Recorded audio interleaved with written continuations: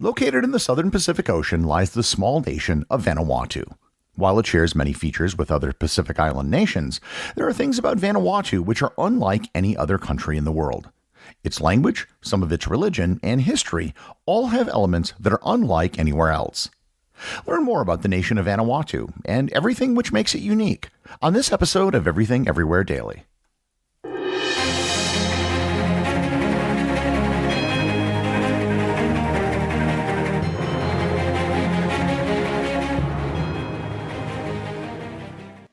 Are you looking for ideas to make your life happier, healthier, more productive, and more creative? Listen to Happier with Gretchen Rubin, a weekly podcast hosted by two sisters. I'm Gretchen Rubin, the #1 best-selling author of The Happiness Project. And I'm Elizabeth Kraft, a Hollywood showrunner. Each week we share fresh insights and practical solutions, such as follow the 1-minute rule, choose a one-word theme for the year, or design your summer. Listen and follow the podcast Happier with Gretchen Rubin. Are you fascinated by unexplainable crimes, conspiracies, and fringe culture? Well, step into the crawl space. From tales of survival and deepfakes to synchronicities and cryptozoology, Crawl Space is a podcast that brings you weekly stories of the mysterious, harrowing, and bizarre. Search Crawl Space wherever you listen to podcasts. Crawl Space, where crime meets culture. Vanuatu is an archipelago of islands located in the southwestern Pacific Ocean. It's roughly located between Australia, Papua New Guinea, New Zealand, and Fiji. It's located in the region of the Pacific which is known as Melanesia, which includes New Caledonia, Fiji, the Solomon Islands, and Papua New Guinea. Geographically, the Vanuatu archipelago is a Y-shaped collection of 83 islands that are volcanic in origin, 65 of which are inhabited by humans. There are several active volcanoes in the country, most notably Mount Yasur on Tanna Island, which has been erupting almost continuously at least since 1774 when Captain Cook spotted it. The people of Vanuatu share a similar history to that of other people in the South Pacific. The first migration of humans was believed to have occurred around 3,300 years ago by the ancient Lapita people. The Lapita is the name given to the culture that settled in the Melanesian islands and first developed the seafaring technology to move between them. The Lapita are believed to have originated from somewhere in the northern Philippines, but the settlers to Vanuatu probably started from somewhere closer. There was probably more than one migration event over time that brought humans to the Vanuatu archipelago. Due to a lack of written accounts, there's very little we know about the first people to settle in the region. One of the first people we do know from Vanuatu's history was a chief by the name of Roy Mata, who lived in the late 16th and early 17th century. He was known for having conquered and united many of the islands, and one of the reasons he's known is because of the oral traditions passed down about him and the discovery of his tomb in 1967. The first recorded European sighting of the islands occurred in 1606, when the Portuguese explorer Pedro Fernandes de Queiroz thought he had found Australia. He named the land La Australia de Espiritu Santo, which means the southern land of the Holy Spirit. The largest island in Vanuatu is still called Espiritu Santo today. Despite the early European visit, no Europeans bothered to come back for over 150 years. In 1768, the French explorer Louis-Antoine de Bougainville named the island the Great Cyclades after the islands in Greece. However, when Captain Cook arrived in 1774, he renamed the island the New Hebrides, which is the name that stuck until they became independent. The islands didn't have much in the way of resources that Europeans were interested in. The resource they did have was people. In the 1860s, British plantations in the Pacific needed workers, so they would capture men in Vanuatu and forcibly coerce them to work in the fields. The act of capturing and forcing people to work was known as blackbirding, and it was, for all practical purposes, slavery. And this despite the fact that Britain had outlawed slavery several decades earlier. Blackbirding may have resulted in as much as half of the male population in Vanuatu to have been taken, and some demographers believe that the population of Vanuatu in the mid-19th century, before blackbirding began, may have been larger than the population of the islands today. By the 1880s, the people in the New Hebrides became better armed and were able to resist the blackbirders, causing them to shift their efforts to Papua New Guinea. An 1882 expose written in the Melbourne Age newspaper exposed the practice, which led to the eventual repatriation of most workers. The New Hebrides were not formally a territory or colony of any European country at this time. Both the French and the British had established small trading communities in the islands, most notably Franceville, which later became the current capital city of Port Vila. In 1878, Britain and France declared the New Hebrides to be neutral territory. This lack of direct control resulted in Franceville declaring its independence in 1889. Independent Franceville, it should be noted, became the first country in the world to establish universal suffrage without regard to sex or race. At the time of independence, the population consisted of 500 native people and only 50 Europeans. The lack of direct European control wasn't to last very long. In many parts of the world, the French and the British would fight over territories and colonies. But in 1906, having done this for centuries, the two countries did something unusual. They agreed to joint control of the New Hebrides in a unique institution called the British-French Condominium. The resulting system was confusing and chaotic. There were two sets of laws administered, and you could choose which set of laws you wished to be under. There were parallel systems for almost everything, including currency, educational systems, hospitals, and police. It was so confusing and awkward that it became known locally as the Pandemonium rather than the Condominium. One of the biggest events to happen to Vanuatu was World War II. About 10,000 native men were recruited to serve in the Vanuatu Labor Corps, which existed from 1942 to 1945. The United States eventually took over the project after the British and French couldn't adequately run the operation, and the men were complaining about working conditions and food. The Vanuatu Labor Corps was short-lived, but it had an incredible impact on the men who served. Primarily, it popularized the John Frum movement, which still exists to this day. The John Frum movement is a cargo cult, which really requires its own episode to fully explain. Having seen the airplanes and all the cargo being flown in, followers of the movement believe that a man named John Frum, which probably was a form of John from America, would one day return and bring with him cargo. The John Frum movement eventually became a full-fledged religion.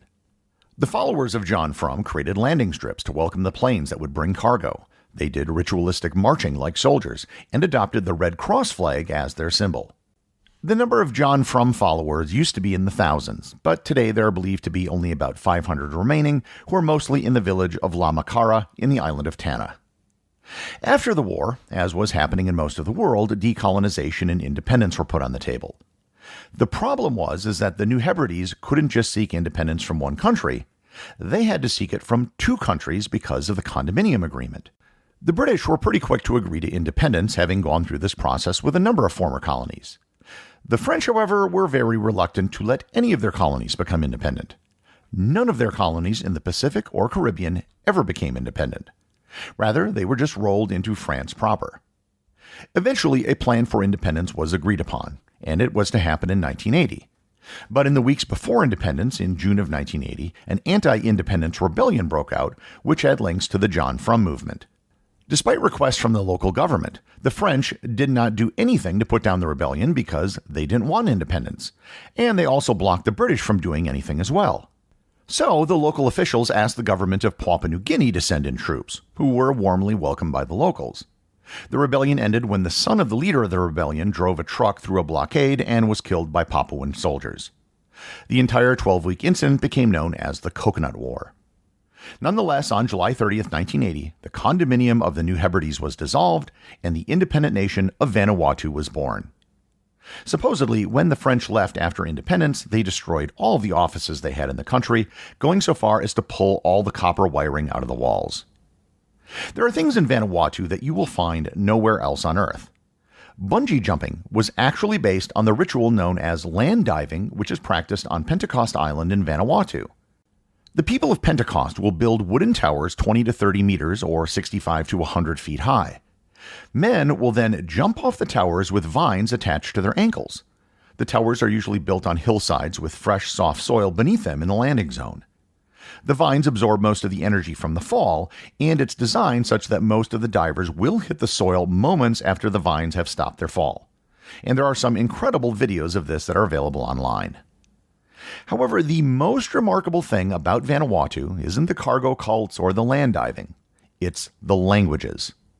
Vanuatu has a population of a little over 300,000 people. However, there are 113 native languages in the country. That means that each language averages just under 2,000 native speakers and gives Vanuatu the highest linguistic density of any country on Earth. In reality, the number of speakers isn't evenly distributed, so there are several languages that are very close to extinction. If Vanuatu has so many languages, how does everyone communicate?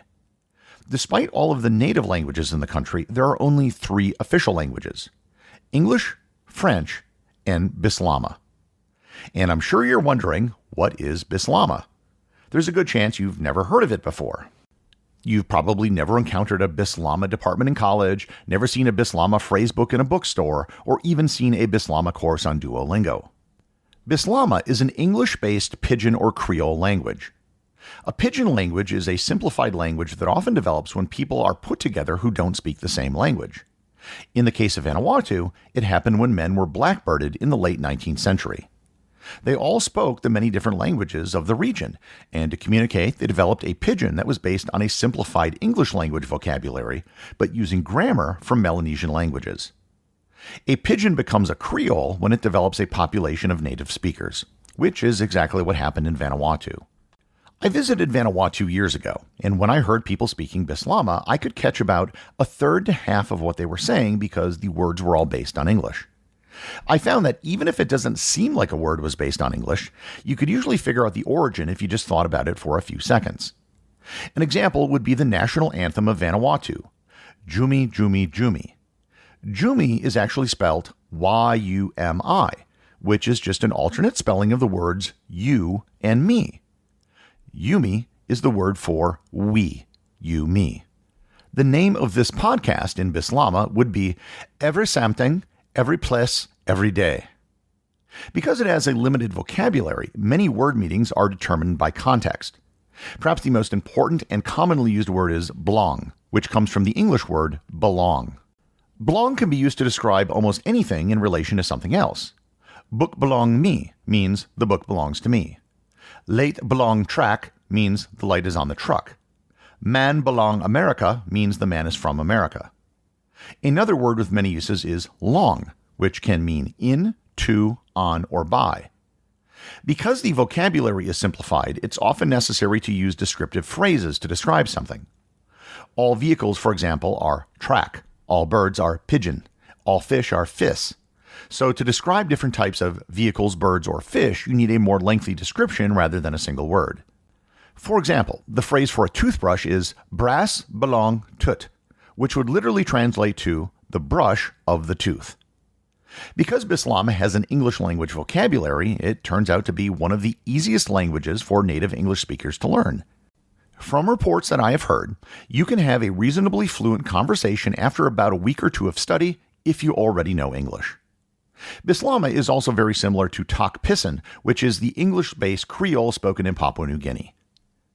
Vanuatu, as you can probably see, is actually a really interesting country. It's pretty easy to visit with direct flights from all the neighboring countries, including Australia, New Zealand, and Fiji. And once you're there are a host of natural and cultural things to see and do.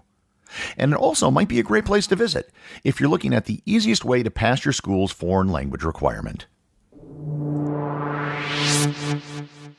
The executive producer of Everything Everywhere Daily is Charles Daniel. The associate producers are Thor Thompson and Peter Bennett. Today's review comes from listener R. Skillion over at Apple Podcasts in the United States. They write, 15-minute daily gems.